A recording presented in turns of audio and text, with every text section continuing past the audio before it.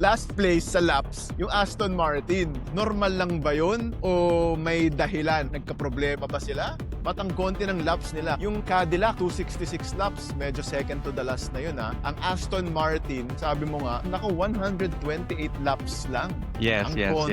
yes. I think yung Aston Martin ngayon, may problema sila sa power unit nila. Battery-related issue to. Yung sa energy management. Kaya nga ito yung sinabi ni Alonso na towards the corner, parang bawas ng 50 kilometers per hour yung takbo mo. May mga speculation na yung Honda power unit hanggang 11,000 RPM lang nagagawa compared sa ibang team na hanggang 12,000 RPM. Yung Sa revolution. revs. Yeah.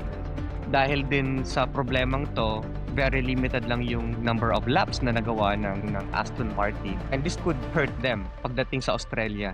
Kasi wala silang enough na data na pwede nilang tignan, ma-analyze para ma-solve yung mga issues nila sa power unit. Ano ba yun? Is that a Honda problem or is it a Nui design issue? I think it's a Honda problem. Kung Honda problem siya, like as the season goes, syempre, baka Australia, baka medyo too late to make big changes or ma-improve nila ng husto by Australia. Pero as the season goes on, sa mga iba-ibang karera, may time ba sila para ayusin yung problemang yan? Sa tingin ko, pagdating ng Australia, mahihirapan sila. It might be too late for Australia, pero yung mga ganyan ba, mai-improve mo pa ba yan o yan na yung makina mo hanggang dulo?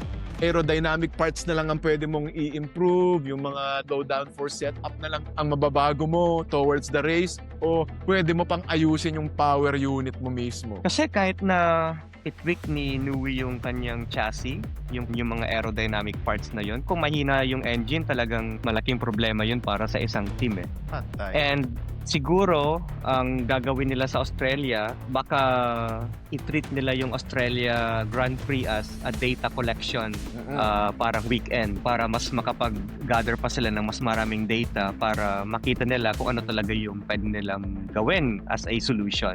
And siguro sa Honda factory ngayon, nagpapanik na yung mga tao doon. Oo nga! Patay! Ito, umiinit na yung ulo ni Papa Lawrence. Oo, kasi makikita mo yung body language ni Lawrence Stroll, talagang nakaano eh. Slump eh. Tapos may ano pa eh, may mga nakuha pang video na kamot ng ulo si si Nui. Parang binubura na ni Nui yung mukha niya eh. Parang problemado yung kampo ng Aston Martin sa Bahrain. Well, sana maungusan ng Cadillac. Good news sa mga Cadillac fans. Siyempre, marami nagpanic nung si Nui yung naging team principal ng Aston. Team principal ba? Tama? Yes. He's the team principal. Marami nagpanic nung si Nui yung naging team principal at nag-design ng 2026 Aston car. Tapos ngayon, tuwan-tuwa ang mga backmarkers. Eto na, midfielders na tayo!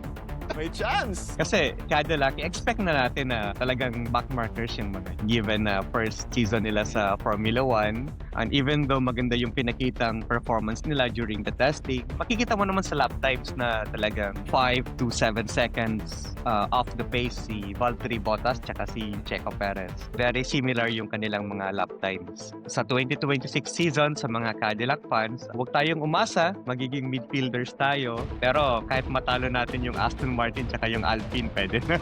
Oo! Win na yun para sa mga Cadillac fans.